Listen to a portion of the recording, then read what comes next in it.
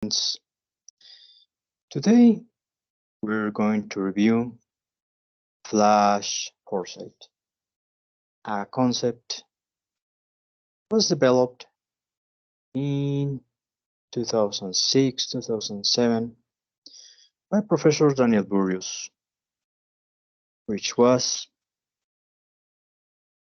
a strategic advisor to executives from a wide range of Fortune 500 firms, helping them discover invisible opportunities and solve impossible problems.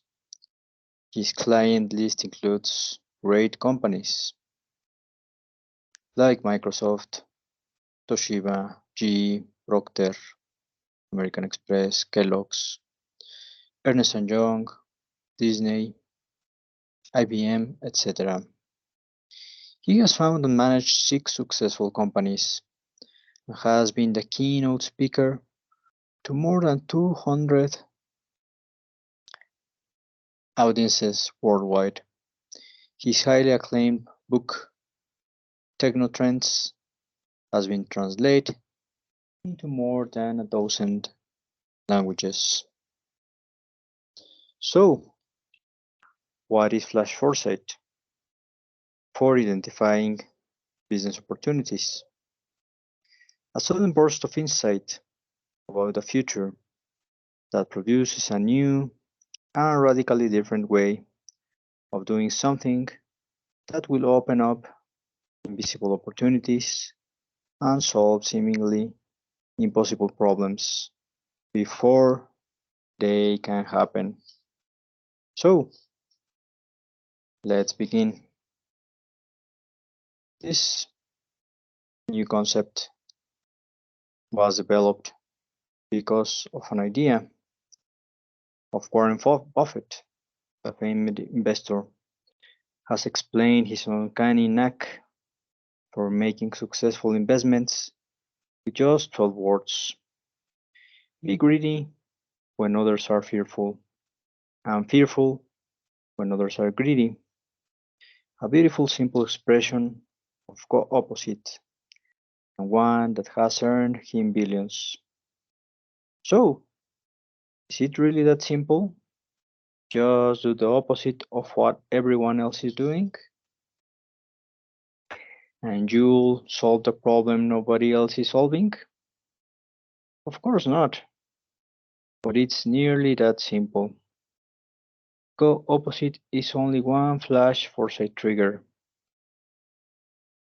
Over the 20 plus years I've been studying business, economics, and systematically applying Flash Foresight, I've discovered 7 such triggers, which we are going to review. Start with certainty. Use hard trends to see what's coming. 2. Anticipate. Base your strategies on what you know about the future. 3. Transform. Use technology driving change to your advantage. 4. Take your biggest problem and skip it. It's not a real problem anyway. 5. Go opposite. Look where no one else is looking to see what no one else is seeing, and do what no one else is doing. 6. Redefine and reinvent. Identify and leverage your uniqueness in a new and powerful ways. 7. Direct your future, or someone else will direct it for you. As a great late Steve Jobs said at his Stanford conference, not every Flash Foresight uses every one of these triggers, but most will use at least several. You can use 2, 3. You can think of it as something like the 7 notes of the musical scale. Not all melodies use all 7, but if you want to know how to write music, you better know all 7. because you're going to need them sooner or later.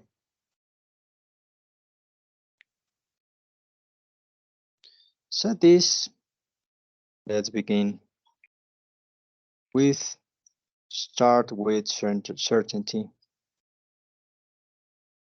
On March 10 of 1996, I walked onto the shop room floor of a vast open manufacturing plant on the edge of Kansas City. I stepped to a microphone, cleared my throat, and looked out the several thousand women and men who sat silently, waiting to hear what this visiting speaker has to say. They were not happy. In fact, they were furious. We were standing at ground zero of a labor management dispute, the Folgers Coffee Company, that had led to a deadlock in negotiations.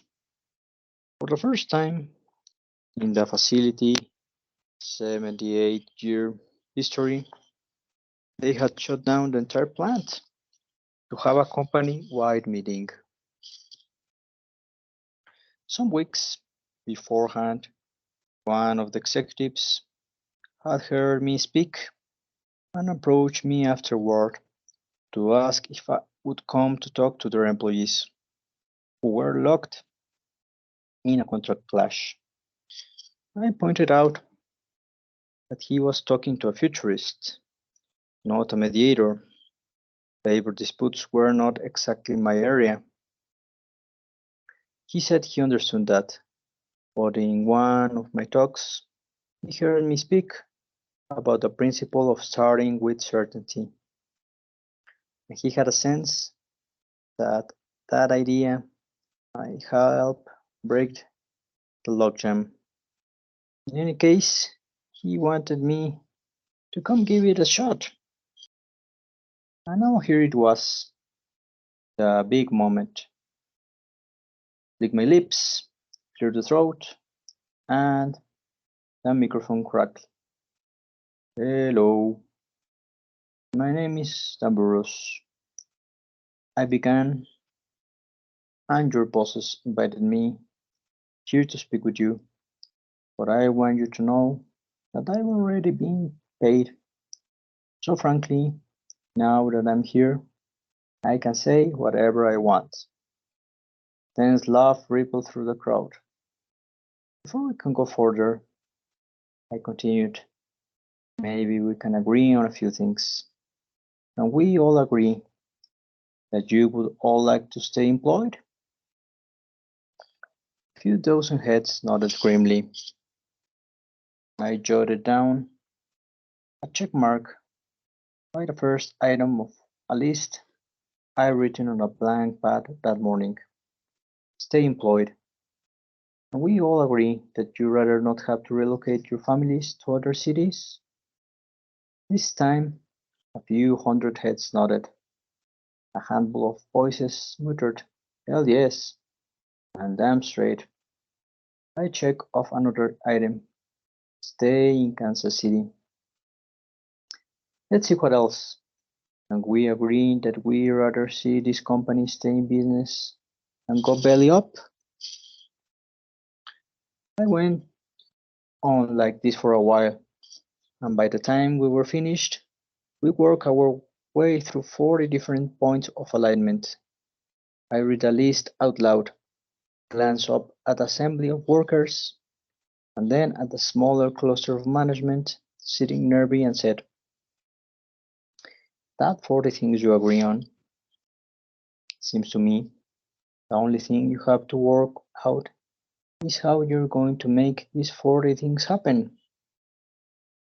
And the amazing thing was they did.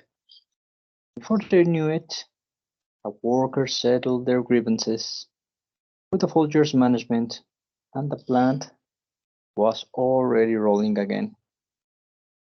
What happened here? After all, I didn't bring them any new information. By asking questions, all I did was to bring out of them what they already knew.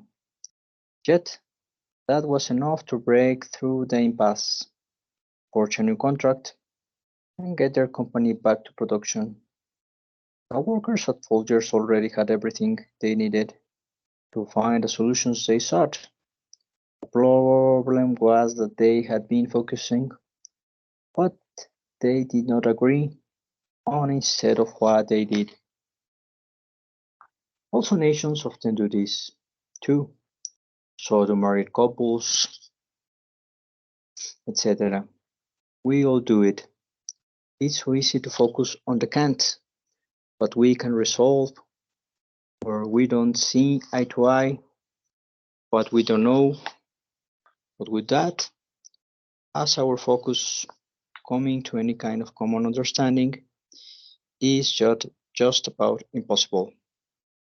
The same thing is true about the future. Doesn't it seem like the times we live in are full of uncertainty, especially now, with pandemics, wars, alien invasions, etc.?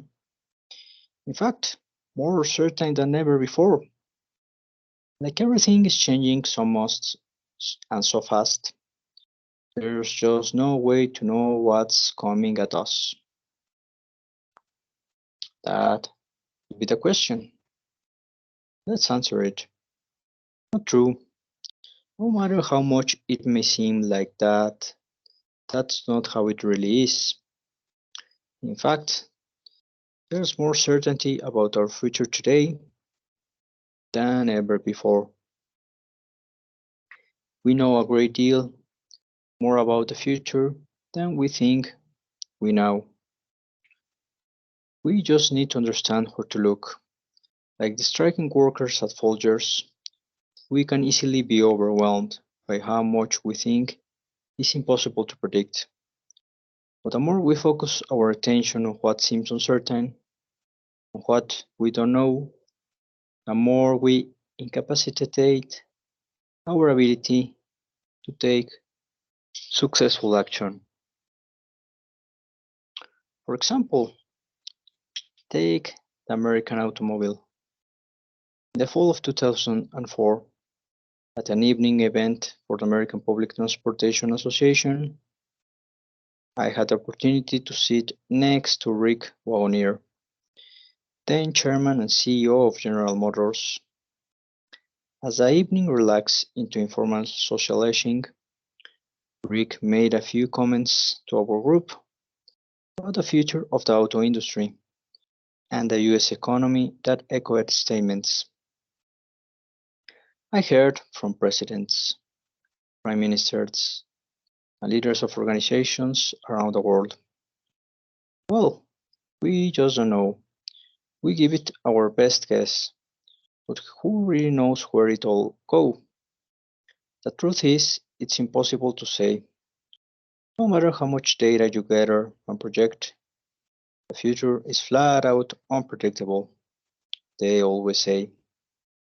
If this were true, the future would indeed be a fearsome and forbidding place, fraught with impossible dangers.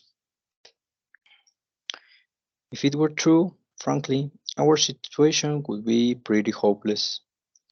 And if it were true, there would be no point in doing this lecture. Fortunately, it isn't true. There is plenty about the future that is entirely predictable. But it's certainly understandable why Rick should have been so steeped in doubt and uncertainty. Just look at what his company, his industry, and his country had been going through. At the dawn of the 20th century, no nation was brimming with more potential than America. And no invention had a brighter future than the American automobile. The motor car represented the best of American ingenuity and innovation. And in the course of the century, it changed forever. The way we lived and thought, shopped and courted, made war and spread the peace. In 1953, the century's midpoint, the president of GM made a declaration that echoed for decades. What's good for GM is good for the country. A variation of that assertion became one of the American century's most pervasive slogans. As GM goes, so goes the nation. So, how was GM going? By the time I sat at dinner with Rick Wagoner, not so well. General Motors, which had for decades had reigned supreme as the largest industrial company in the world, had lost billions of dollars, shut down more than a dozen plants, and laid off tens of thousands of employees. It would get worse. In the first quarter of 2007, for the first time in over 75 years, GM lost its title as the world's leading automaker to Toyota. By the summer of 2009, Rick was forced to resign, along with hundreds of other executives, and the company, now a recipient of an astronomical federal bailout, was struggling to emerge from bankruptcy. Once the largest company in the world, GM, had become the largest corporate business failure in history. The American automobile started out as a brilliant example of flash foresight. What happened? The industry fell prey to the natural human tendency to protect and defend the status quo. We've stopped looking at the future and asking, what do we know for sure? As GM goes, so goes the nation. Where is the American automobile going, or for that matter, where is America itself going? What I heard Rick saying in 2004 was, we don't really know, but we do know, or at least we know a great deal more than we realize. In different lectures I say, wouldn't it be great if you could predict the future, identify opportunities, and be right? The audience always laughs. It never fails. Perhaps this is because they know on a gut level that whenever someone says he's going to predict the future, the chances are excellent that he'll be wrong. How often do you read a headline, "Noted psychic wins lottery"? But perhaps they also laugh out of a sense of delight, because they know that if it were possible, it would be amazing. Imagine if you could predict the future and be right. What an advantage would you have? That's exactly the point of this new lecture on flash foresight. Here's the next point I usually make in my lectures. You can predict the future accurately. All you have to do is leave out the parts you could be wrong about. That too always get a laugh. But I'm serious. The amazing thing is, for you to leave out the parts you could be wrong about, there's enough left that you can be right about to make all the difference. The question is, how do you know which is which? That is the first of our 7 flash foresight triggers, and it's what this chapter will be about.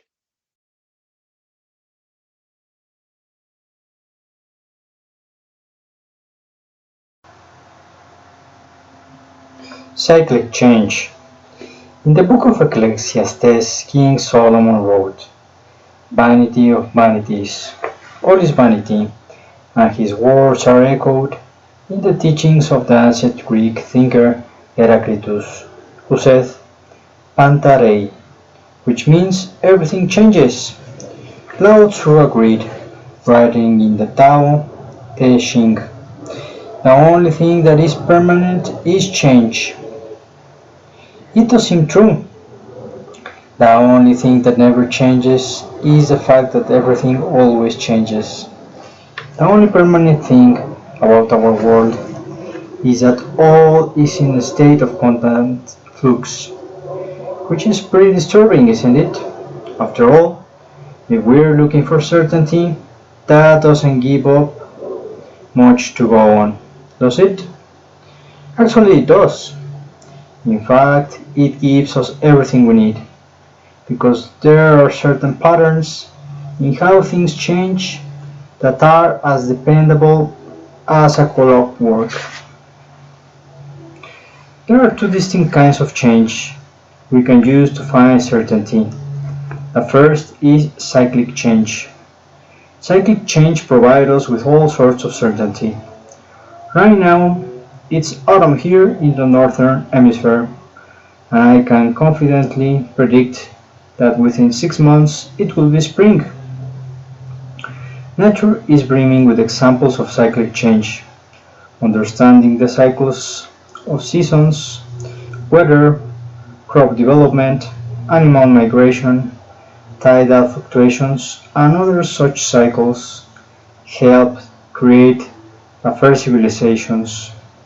In fact, the history of civilization is to some extent the history of humanity getting a grip on cyclic change and using it to increase our chances for survival. There are also cycles in our economy and body politic of boom times and lean times, expansive and defensive behaviors. Shakespeare wrote, "There is a tide in the affairs of men which, taken at a flood, leads on to fortune." And that tide appears in every aspect of our lives. Prices and interest rates rise and fall. Democrats rule Congress, then Republicans. There is a push toward the apparent safety of totalitarianism, and then a counter push toward the great personal freedoms of liberalism. Social standards grow more permissive, then more restrictive, and then back towards more permissive.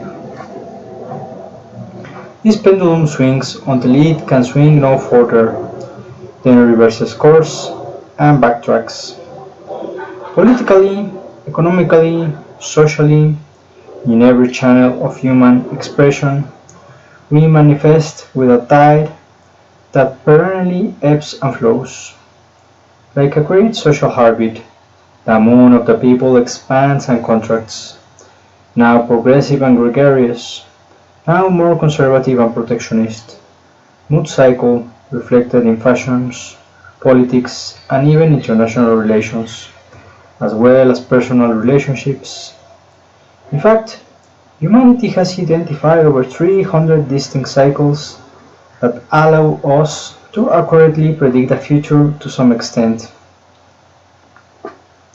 Examples of cyclic change: planting and harvest, birth and death, day and night, tides and phases of the moon, seasons, migration, stock prices, economic recessions, building and real estate activity, seasonal sales, interest rates. Keeping a sober eye on the truth of cyclic change lies at the heart of Warren Buffett's uncanny success as an investor. He is a master of those tides in the affairs of men. In our introduction, we mentioned Buffett's famous investment philosophy: be fearful when others are greedy, and greedy when others are fearful. In addition to being a good example of the co-opposite principle, it is also a perfect example of understanding cyclic change. Buffett's simple philosophy illustrates the dictum "start with certainty." If the market is contracting, then what can we know for certain?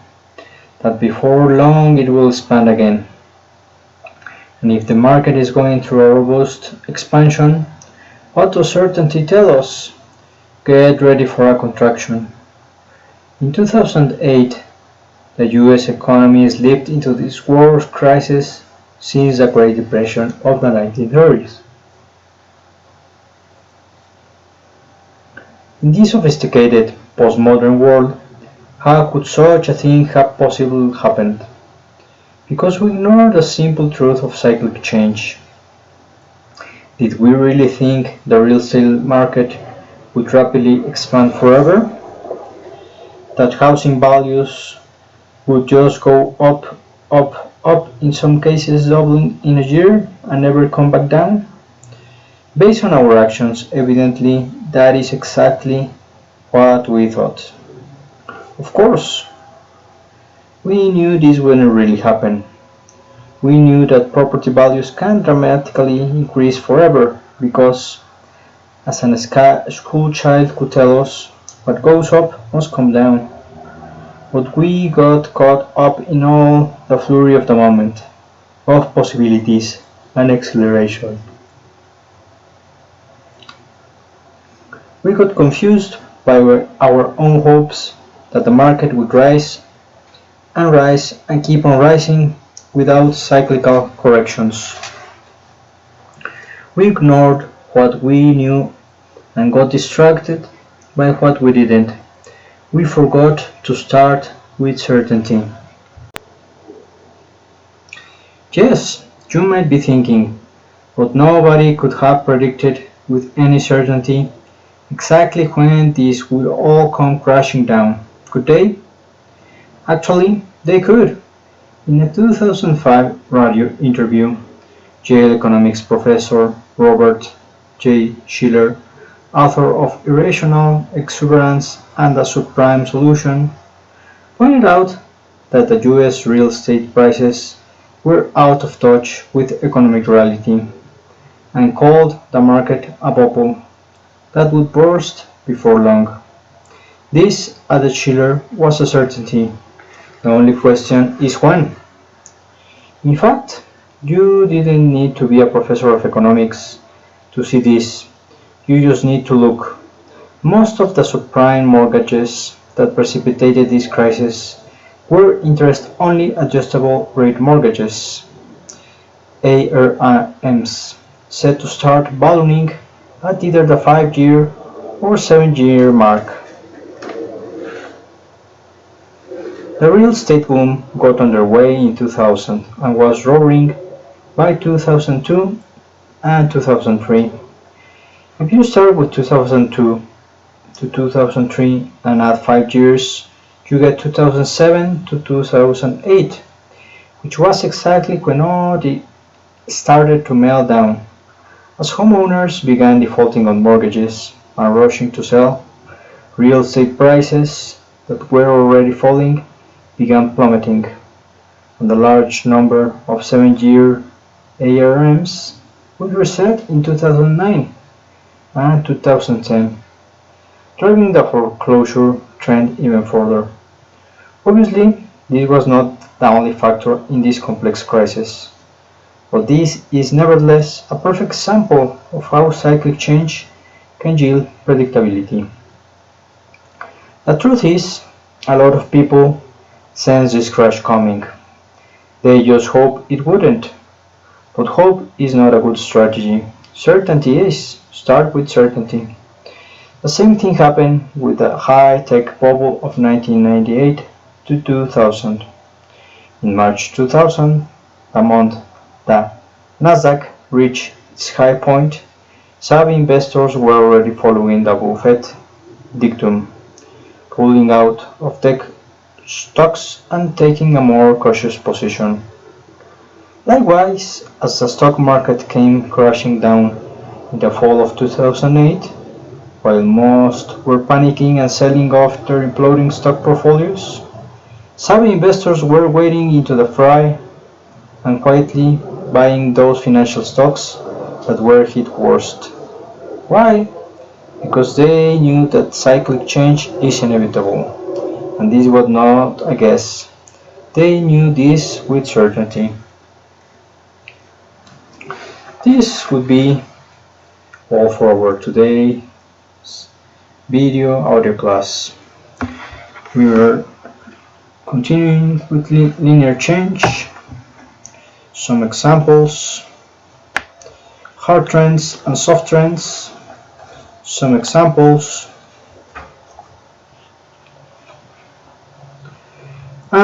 we will be reviewing the Elvis fallacy with some examples from economic cycles, etc. We need to find a fortune in hard trends. That would be our job as future IBO managers or entrepreneurs. Remember, predictions like Amazon or Google or things like knowledge-based economy. We will be reviewing some million-dollar flash foresights and we will make a close with the American automaker. After this, please go to your weekly activity and review it, answer it, and send it, please. Said this, thank you for listening and watching. See you in our next video class. Goodbye. This was Victor M. Rom.